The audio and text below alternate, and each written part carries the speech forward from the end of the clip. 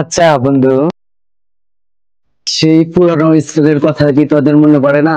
আগে আমরা কত আড্ডা দিতাম, কত বল খেলতাম, তারপরে সবাই মিলে এক লগে চা খাইতাম, বাদাম খাইতাম, অনেক কিছু। সেগুলো কি তোদের মনে পড়ে না? হ্যাঁ হ্যাঁ বন্ধু, ঠিক কইছিস বন্ধু। আগে একসাথে কত ঘুরতাম ফিরতাম, টাকা চিন্তা ছিল না, ফ্যামিলির কোনো চিন্তা ছিল না, শুধু আড্ডা আর আড্ডা।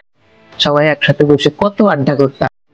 আচ্ছা বন্ধু, তুই তো আগের মতন হাসোস না, কথা বলস না, কি ব্যাপারটা কি বলতো? মন খারাপ করে থাকিস? আসলে কিছু না। আসলে কি জানোস, তোরা থাকলেই ভালো লাগে। জানোসই তো, সবকিছুরই তো শেষ আছে। কিরে বন্ধু, মজা করস? শেষ কিসের? শেষ বলতে কি বোঝায়?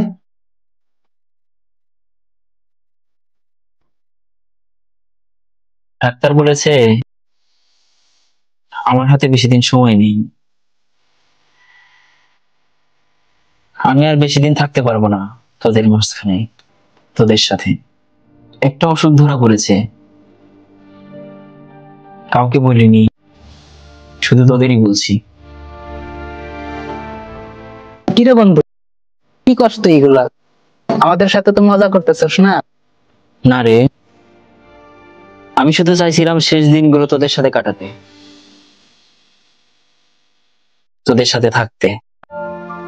আসলে বন্ধুত্বটাই আমার কাছে আসল, বাকি সব মিথ্যা।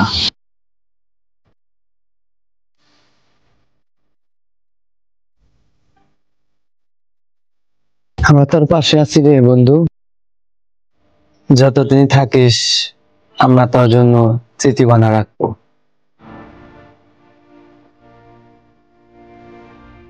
বন্ধুত্ব মানে একসাথে হাসা না, একসাথে কান্না করা।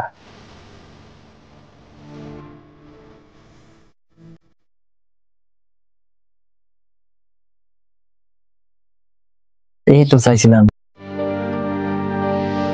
আমার বন্ধুদের ভালোবাসা, এটাই চাইছিলাম।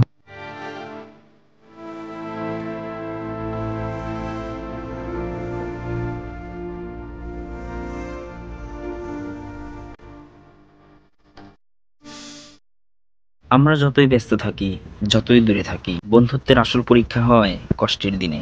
সত্যিকারের বন্ধু কখনো হাত ছাড়ে না। জীবন শেষ হলেও বন্ধুত্ব কখনো শেষ হয় না।